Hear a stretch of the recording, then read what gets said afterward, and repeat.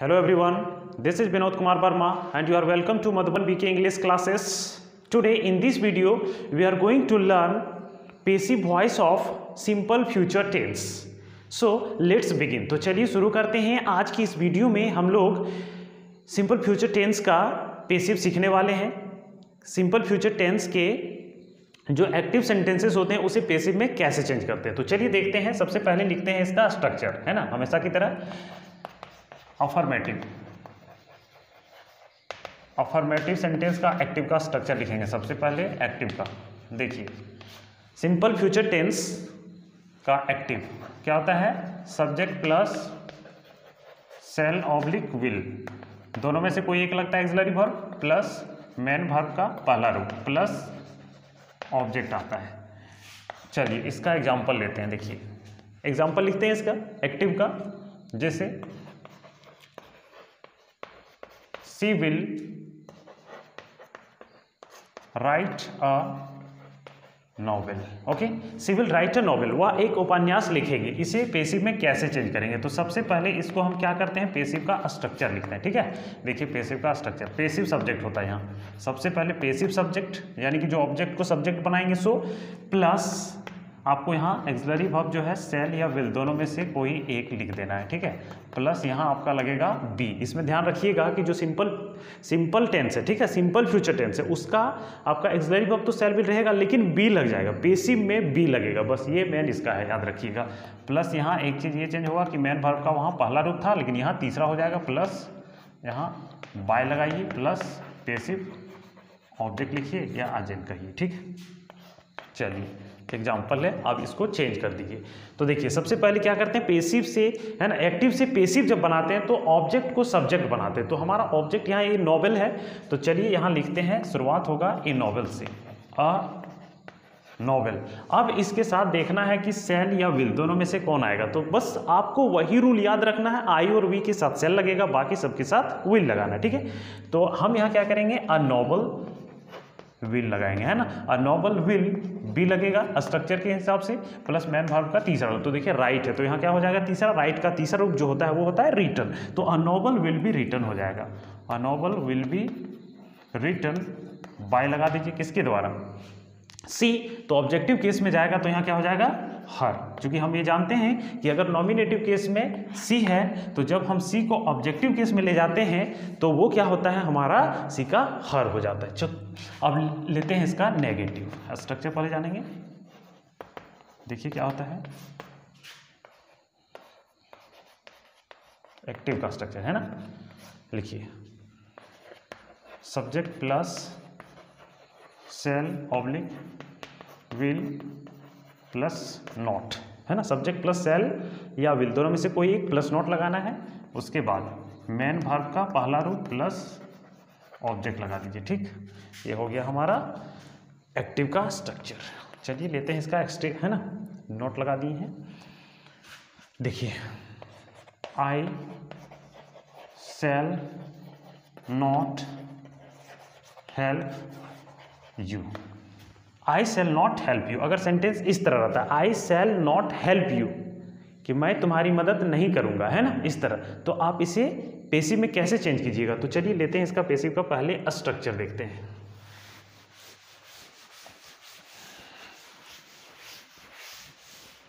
क्या होगा इसका पेसिव का स्ट्रक्चर, नेगेटिव है ना, सब्जेक्ट यानी कि passive subject plus shall oblique will, plus इसमें ध्यान दीजिएगा नॉट लगेगा, सेल विल के बाद प्लस बी से पहले, ये चीज़ ध्यान रखिएगा। क्योंकि स्टूडेंट्स प्राय इसी में कंफ्यूज हो जाते हैं कि आखिर प्रयोग कहाँ होगा। कभी कभी क्या करते हैं, बी से, है ना, बी के बाद नॉट लगा देते हैं, है ना, तो इस तरह में गलत हो जाता है। अब यहाँ देखिए मेन वर्ब का तीसरा रूप plus by plus passive object लिखिए। चलिए इसका लेते हैं, पेसिव का चेंज कर देते हैं। आई सेल नॉट हेल्प यू, क्या हो जाएगा, ऑब्जेक्ट को सब्जेक्ट बनाएंगे तो क्या लिखेंगे यहाँ, यू। अब देखिए आई के साथ सेल था लेकिन हमारा यहाँ अब आई के लिए नहीं, यू के लिए क्या आएगा वो देखना है कि सेल विल, दोनों में से यू के लिए क्या लगाते हैं, तो विल लगाते हैं। तो यहाँ लिख देंगे यू विल नॉट, बी लगाएंगे स्ट्रक्चर के हिसाब से, you will not be helped bye, किसके द्वारा, तो देखिए यहाँ क्या है आई, तो यहाँ लिख देंगे मी, क्योंकि ये बात हमें पता है कि अगर नॉमिनेटिव में आई रहता है तो जब हम उसे ऑब्जेक्टिव में बनाएंगे तो क्या हो जाएगा, ऑब्जेक्टिव केस में जब बनाएंगे चेंज करेंगे तो वो मी हो जाएगा आई का, ठीक है, इसी तरह चेंज होता है। तो चलिए ये बन गया पैसिव नेगेटिव का। अब ये लेते हैं इंट्रोगेटिव का, ठीक है।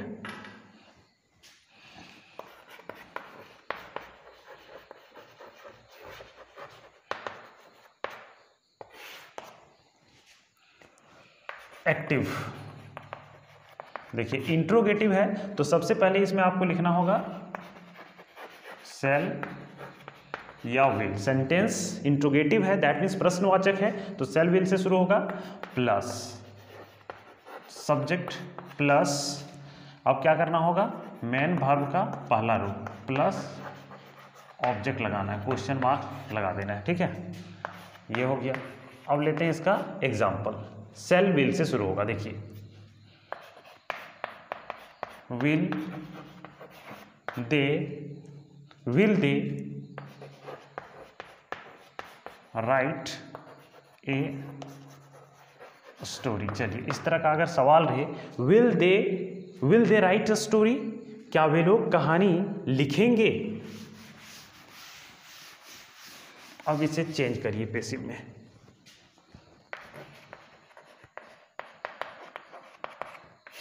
सबसे पहले तो स्ट्रक्चर लिखेंगे, है ना, क्या लिखेंगे, देखिए सेल विल है तो सेल विल से ही शुरू होगा, ये सेल विल प्लस आपको लिखना होगा यहाँ पैसिव सब्जेक्ट, ठीक है, उसके बाद आपको लगाना है बी प्लस मेन वर्ब का तीसरा रूप प्लस यहाँ लगेगा by plus passive object, question mark लगा दीजिए, ठीक है। तो ये हो गया हमारा स्ट्रक्चर। अब चलिए इसे चेंज कर दिए, will they right a story. अब इसे कैसे चेंज करेंगे, तो हमारा विल था दे के लिए, अब देखिए यहाँ स्टोरी, तो इसके लिए भी विल ही लगेगा, है ना, तो यहाँ भी हम लिखेंगे विल, क्योंकि ये हमारा इंट्रोगेटिव है, तो लिखेंगे will a story, will a story. अब इसके हिसाब से देखिए बी लगेगा, है ना, will a story B, main verb क्या है हमारा राइट, तो यहाँ भी क्या हो जाएगा रिटन बाय, किसके द्वारा, यहाँ देखिए दे, तो लिख दीजिए इसको देम, क्योंकि हमें ये बात पता है कि अगर नॉमिनेटिव केस में दे होता है तो जब हम उसे ऑब्जेक्टिव केस में बनाते हैं ले जाते हैं तो वो देम हो जाता है, तो ये हमारा हो गया इंट्रोगेटिव। अब चलिए देखते हैं इंट्रो नेगेटिव सेंटेंस कैसे बनाते हैं।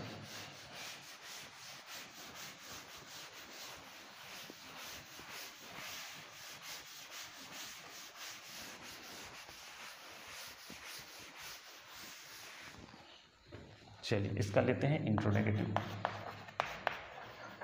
Intro negative. सबसे पहले लेते हैं इसका एक्टिव का स्ट्रक्चर, देखिए इसमें भी आपका सेल विल से शुरुआत होगा, है ना, shall will plus subject plus not plus main verb का पहला रूप प्लस ऑब्जेक्ट, ये होता है इसका स्ट्रक्चर। अब चलिए इसके हिसाब से लेते हैं एग्जाम्पल, देखिए एग्जाम्पल क्या होता है, कुछ भी ले सकते हैं एग्जाम्पल, कोई दिक्कत नहीं है। Will the children not make a noise,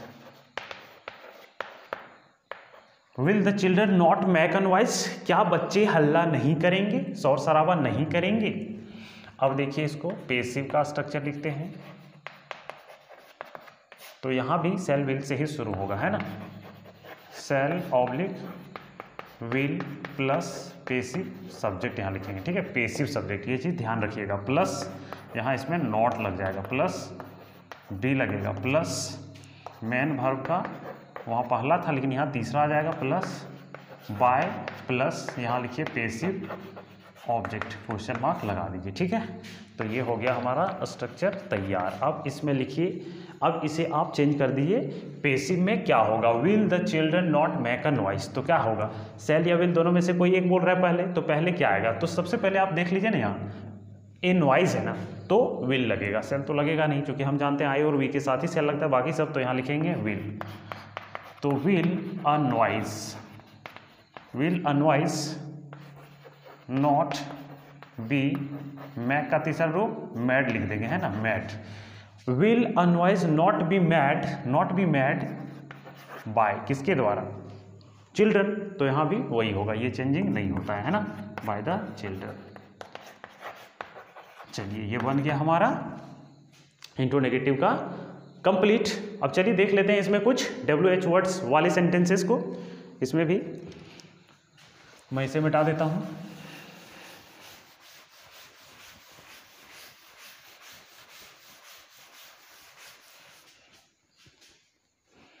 चलिए लेते हैं सबसे पहले वाई से, why will she teach you.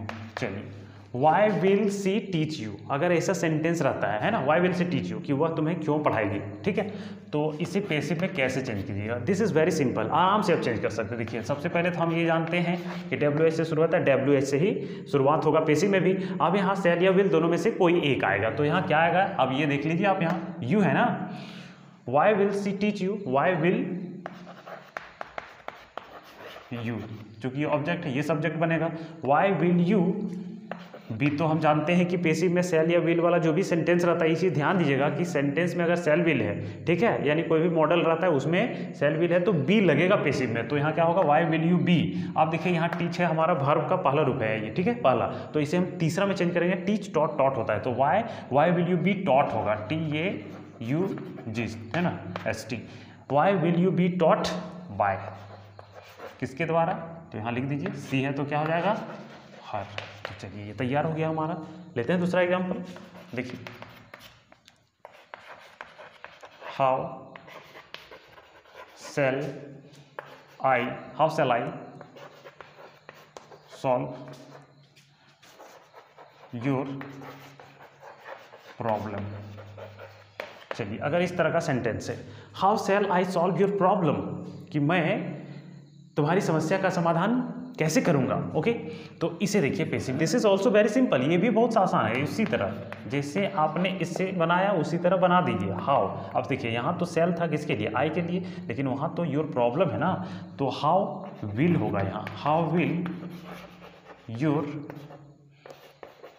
Problem, है ना, how will your problem, okay, how will your problem B solved. Simply यहाँ जो है देखिए इस तरह के सेंटेंसेस में क्या करते हैं, यहाँ बाय प्लस एजेंट लगाने की जरूरत नहीं होती है, how will you problem be solve, बस इतना, ये कंप्लीट मीनिंग दे रहा है, इसलिए यहाँ हम छोड़ सकते हैं, कोई दिक्कत नहीं है। अब चाहें तो लगा सकते हैं, वैसे कोई दिक्कत नहीं है, जैसे अगर आप चाहते हैं बाय में लगाना तो आप लगा सकते हैं, लेकिन यहाँ ज़रूरत इसका नहीं है, ठीक है, यहाँ इतना से ही ये कंप्लीट है। तो ये हो गया, चलिए देखते हैं और example. when will the teacher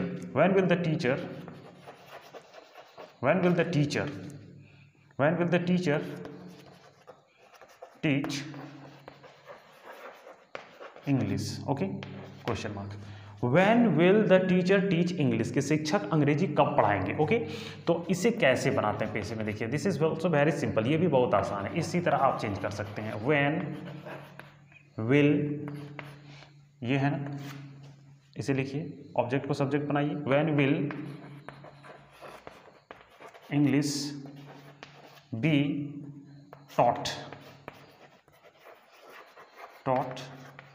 by the teacher, question mark लगा दीजिए। चलिए तैयार हो गया। अब एक लास्ट ले लेते हैं, हु वाला, है ना, हु विल हेल्प यू, इसे कैसे बनाएंगे, देखिए ये भी बहुत आसान है, ये तो आपको पता ही है, अब तो आप सीख चुके हैं ऑलरेडी कि हु रहता है तो किसे चेंज, मतलब इसे किस चीज़ में चेंज करते हैं, जो कि इससे थोड़ा सा हट के होता है, सबों से ये हट के है ना। तो हु है तो क्या करेंगे, बाय होम, ये बात आप जान चुके हैं है ना, बाय होम, बाय होम लगा देते हैं। अब देखिए who will help you, who will help you, तुम्हारी मदद कौन करेगा, तो यहाँ क्या लिखेंगे, by whom will you be helped, बन गया।